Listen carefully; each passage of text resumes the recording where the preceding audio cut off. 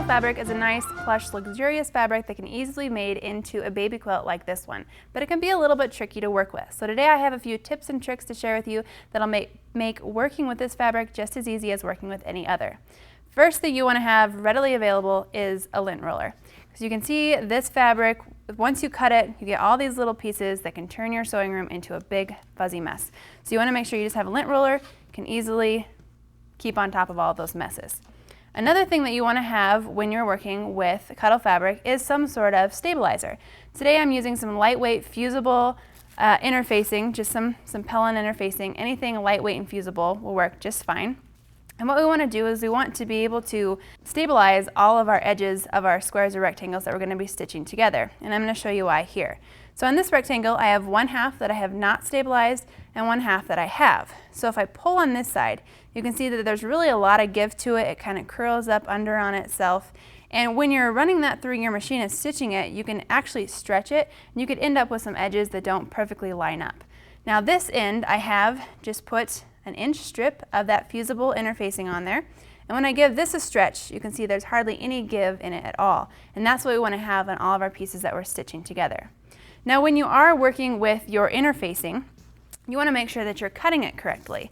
So you want to cut your interfacing on the lengthwise grain rather than the widthwise grain. And you want to do that because there is a little bit of give to the interfacing if you cut it the wrong way. So I have a couple of strips here. And one I've cut on the lengthwise grain and one on the widthwise grain. So you can see with this one, on the lengthwise, I give it a tug and there's really no pull to it at all. This one here, on the widthwise grain, I pull it, you can even see it starting to pull apart a little bit. And if I pull it too much, I can actually pull it right apart. So it's really not going to help us much when we want to stabilize the seams that we're stitching on. So again, you want to make sure that you cut those on the lengthwise grain. So now we have our piece of Cuddle fabric, and we're just going to work with 6.5 inch squares today, cutting those out. This quilt that we have here is a little bit bigger. You can use any size square or rectangle that you want. Okay, I'm going to line this up here, right on my 6.5 inch mark. Get my rotary cutter and go ahead and cut it. Okay, move away my ruler. And before I even mess with my squares that I've just cut, I just want to pull them apart just a little bit. And you can see there are just a few little fuzzies that are coming off. So before I even move this, I just want to get in here with my lint roller and just take care of those before it turns into too much of a mess. So you would just go ahead and cut out a bunch of the squares that you want to use, and then you would be putting your fusible interfacing on the back.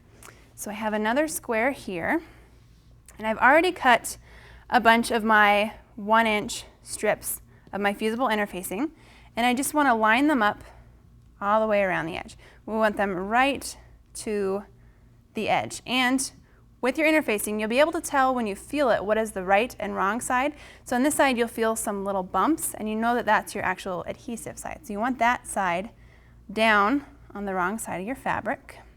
If you do it the wrong way, it's just going to stick to your iron and it's going to turn into a mess. So you want to make sure you have it going the right way. And then also on your interfacing, when you buy it, you'll have this little strip that comes with it that's actually instructions on the heat settings you need for your iron. I have my iron just on a low heat setting with no steam.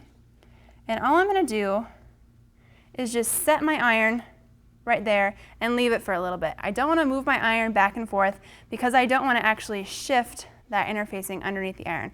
I want to make sure it stays right where I want it on there. Okay. And you can test to make sure that it's all pressed down just by kind of picking at the corners a little bit. And it is. And so now I have another piece here. I have stabilized all 4 corners of each of these pieces. So now I can just stitch, and I'm going to put them right sides together and take them over to my machine. Now there's a few more little tips that make sewing with Cuddle fabric that much easier. One of them is a walking foot. We've already put that here on the machine. That helps just feed all the layers of the fabric through the machine easier so you won't have any puckering or any trouble when stitching this fabric. The other thing I've done is I've gone ahead and lengthened my stitch length to 3.5. So I'm going to go ahead and bring this over here to stitch it. And on this, using the Cuddle fabric, I'm actually going to stitch using a 1/2 inch seam allowance rather than a 1/4 inch seam allowance. And you can see just how easily the walking foot feeds our fabric right through the machine. Okay. Bring that over here. Now that we have that stitched, we can open it up, and you're going to see that the seam allowances here want to actually fall open, which is the way you do want to press them. You don't want to press them all to one side, because when you put all your pieces together and then you're actually wanting to assemble your quilt, that's going to be a lot of bulk that you'll have to quilt through. So we do want to press this open.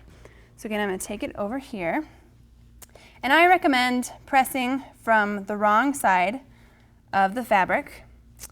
And I say that because if you leave a hot iron on Cuddle fabric for too long, you can actually permanently flatten the pile of the fabric.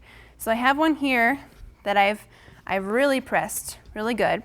And you can see on this side, the right side, it still has, you know, the sheen to it. It still looks really fluffy and lovely. But if you turn it over this side, you can see how it's kind of lost its luster. It's kind of flattened, and you may not get that back if you press too much on that fabric. So definitely press from the wrong side. So now once you have all of your squares or rectangles cut out, you can put them together into a nice quilt like this.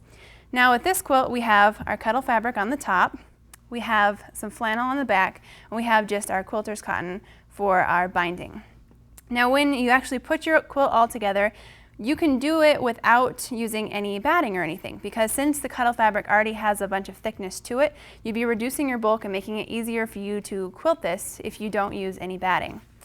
Another thing is this has a lot of sort of natural design in it, the Cuddle fabric does, which can make quilting and seeing where you're quilting really difficult. So one way you can combat that is you can actually turn your quilt over and you can quilt from the backing side. So we've done that here. You can see how it's so much easier to see your quilting lines on the flannel because there isn't all of this extra design going.